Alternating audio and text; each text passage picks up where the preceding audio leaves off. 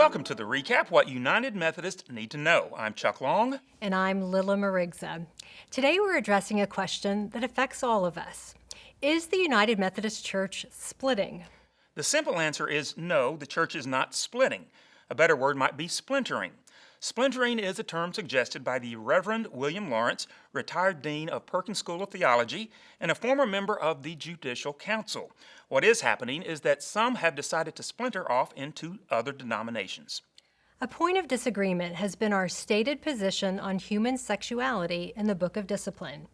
It is important to remember that the policies of the United Methodist Church are set by the General Conference, and the General Conference is the only body that can change them.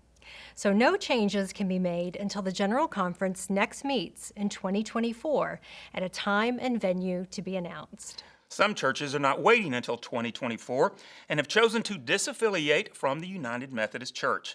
The majority of these disaffiliations have been handled through a voting process at the 53 annual conferences of the church in the U.S. Approximately 220 churches have disaffiliated so far in 2022. A United Methodist news review of U.S. annual conference reports and journals shows that about 470 churches have disaffiliated since 2019. Churches that disaffiliate might choose to remain independent or affiliate with another denomination. It's important to note that over the past 3 years, the number of disaffiliating congregations represents only a small fraction of the more than 30,000 United Methodist churches in the U.S. We expect to see more disaffiliations, and the number of additional churches has yet to be determined.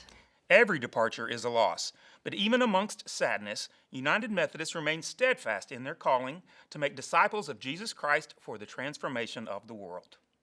We hope you found this explanation to be helpful. If you have questions on topics related to the United Methodist Church, find answers and direct your questions to Ask the UMC at umc.org/asktheumc. Now we want to take you to Cape Town, South Africa, to a center that provides education and care for more than 100 children with special needs. The Nomaksabiso Center for Children is located in one of the highest crime areas of Cape Town, but the school provides a safe haven. United Methodists support the ministry by donating food and clothing and visiting often with the children at the center. The ministry focuses on education for children with special needs, but also preschool instruction for kids in the neighborhood. Nantutazelo Nazalwane opened the center 20 years ago for her disabled son and a few other special needs children. That son, pictured here, is now 31 years old. Nazalwane makes sure that every child is happy, loved, and well taken care of. She says, "When I walk on the streets of this community, members smile at me and call me by the name Mother of the Disabled. God never stops giving me strength to do good." What a sweet story.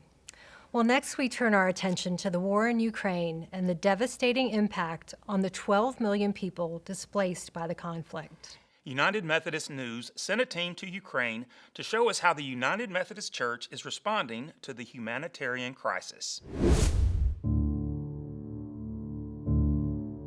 In safer areas of Ukraine and in neighboring countries, United Methodists have been welcoming the displaced into sanctuaries, homes, church camps, and into makeshift dormitories in schools and office buildings. Pastor Volodymyr Prokip talks about how his church in Lviv began taking in refugees. War was started, and the first 2 days we was thinking how we can be the most useful in this time, and so we opened the church for the refugees because people start coming.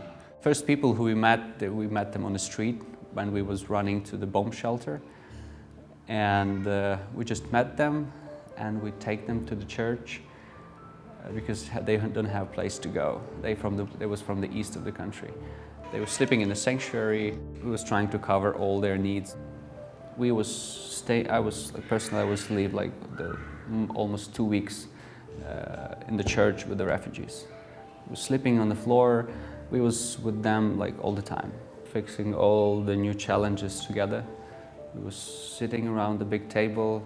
We was trying to always have food together. And we always openly telling them that we believe in Jesus, we have hope in Jesus, always talking, always sharing. They were sharing their stories. we became as a family.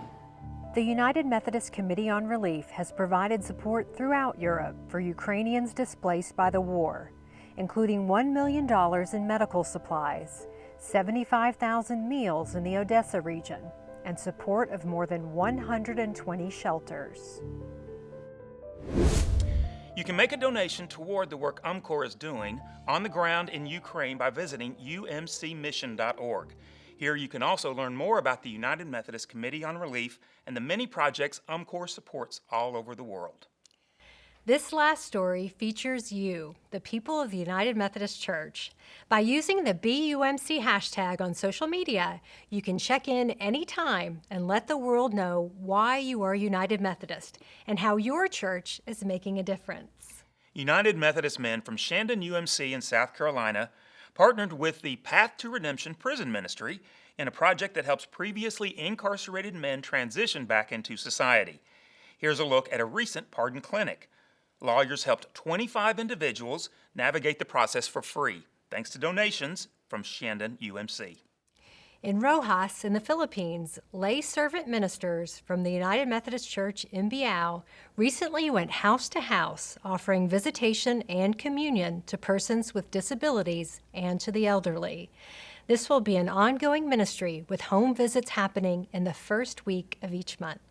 And finally, youth from across the Western Pennsylvania Conference participated in a summer mission camp experience.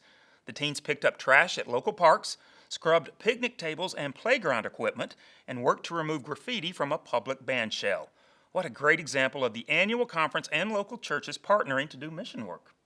Share your story on social media. Simply add the hashtag BeUMC when you post.